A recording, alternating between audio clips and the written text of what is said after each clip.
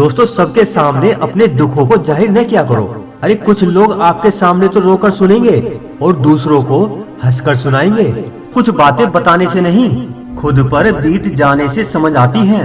कोशिश करो कि जिस चीज के लिए तुम तरसे हो कोई दूसरा तुम्हारी वजह से न तरसे, चाहे फिर वो खुशियाँ हो, रिश्ते हो या फिर सुकून हो। दोस्तों प्रकृति से मनुष्य बहुत कुछ सीख सकता है। जैसे कोहरा हमें सिखाता है कि जीवन में जब अंधकार छा जाए ना और कुछ दिखाई ना दे तो व्यर्थ कोशिश करने के बजाय एक एक कदम सावधानी से चलना चाहिए। अजीब दौर है, हर शख्स यही सोचता है कि तमाम शहर जले एक मेरा घर न जले।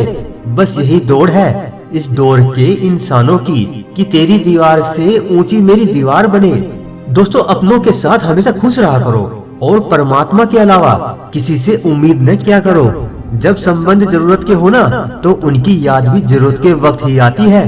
दोस्तों कभी कभी प्रार्थनाएं बहुत जल्दी पूरी हो जाती हैं और हम शुक्र अदा करने के बजाय ये कहने लग जाते हैं कि काश कुछ और मांग लिया होता। कायनात की सबसे महंगी चीज, दोस्तों कायनात की सबसे महंगी चीज एहसास है, जो दुनिया में हर किसी के पास नहीं होता। दोस्तों कुछ लोग भी बहुत कमाल के होते हैं जो हमारी जिंदगी का सिर्फ एक पन्ना पढ़कर ही हमारे बारे में पूरी किताब लिख देते हैं। लोगों का क्या है, लोग तो जमीन पर बैठकर भी चांद पर दाग लगा देते हैं। ख्वाहिशों के काफिले भी कितने अजीब होते हैं, अक्सर वहीं से गुजरते हैं जहां रास्ते नहीं होते। रब ने नवाजा हमें जिंदगी देकर और हम शोहरत मांगते रह गए।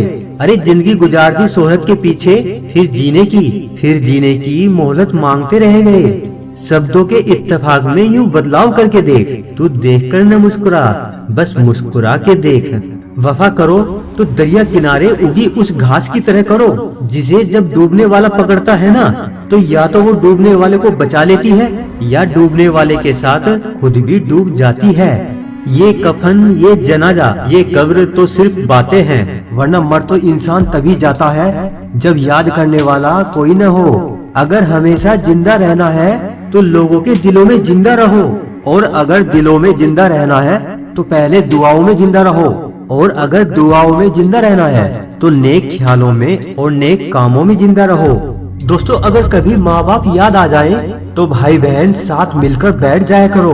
किसी के चेहरे में माँ मुस्कुराती नजर आएगी और किसी के लहजे में बाप की मौजूदगी का एहसास होगा।